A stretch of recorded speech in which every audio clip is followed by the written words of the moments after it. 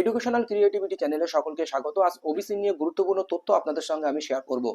যে আপনারা জানেন যে ওবিসি হাইকোর্টের রায়ে প্রায় 66টি ওবিসি জাতি বাতিল হয়ে গিয়েছিল, সেটি আপাতত সুপ্রিম কোর্টে বিচারাধীন। একাধিকবার সেই নিয়ে শুনানি হয়েছে এবং রাজ্য সরকার কি ওবিসি কে সংরক্ষণকে রাখার জন্য হাইকোর্টের রায়কে মান্যতা দিয়ে ওবিসি সংরক্ষণ নীতি নিয়ে আসলো এবং দীর্ঘদিন ধরে আপনারা দেখেছেন এই ওবিসি কে বজায় রাখার জন্য শুনানি করলো রাজ্য সরকার দফায় দফায় বিভিন্ন জাতি বা কাস্টকে নিয়ে।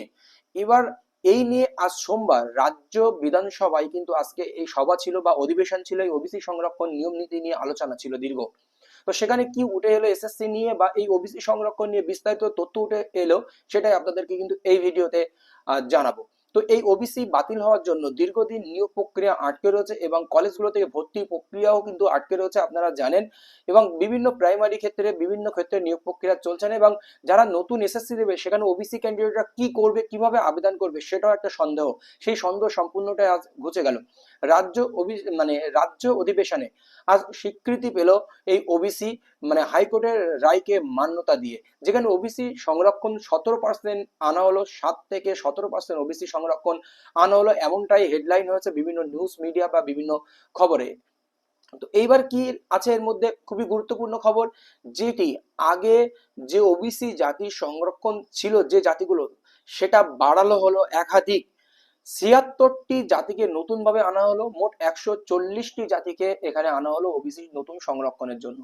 আর কয়েকটি জাতি নিয়ে এখনো শুনানি চলছে, সেটা নিয়ে আলোচনা চলছে, সেটা আলোচনা হলে সেই কয়েকটি জাতীয় আবার নতুন এতে অ্যাড হয়ে যাবে। তাড়াহুড়ো করে এই অধিবেশন কেন করা হলো?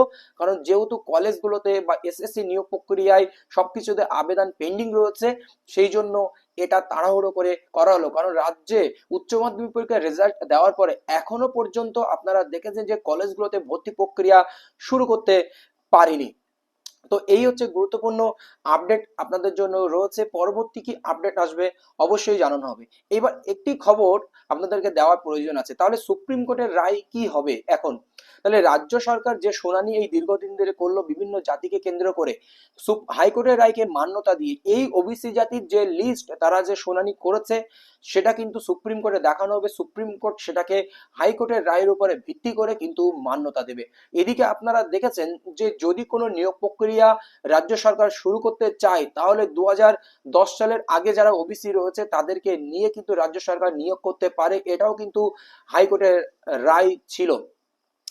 তো এরকম একটি জায়গায় রয়েছে, কিন্তু এই রাজ্য সরকার চায় না যে এই ওবিসি বাদ দিয়ে সমস্ত নিয়োগ প্রক্রিয়া শুরু হোক, সেই জন্য তাড়াহুড়ো করে এই রাজ্যসভার অধিবেশন এবং ওবিসি সংরক্ষণ মান্যতা দিল।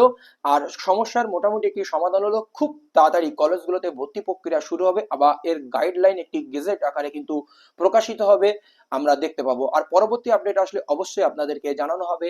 ধন্যবাদ।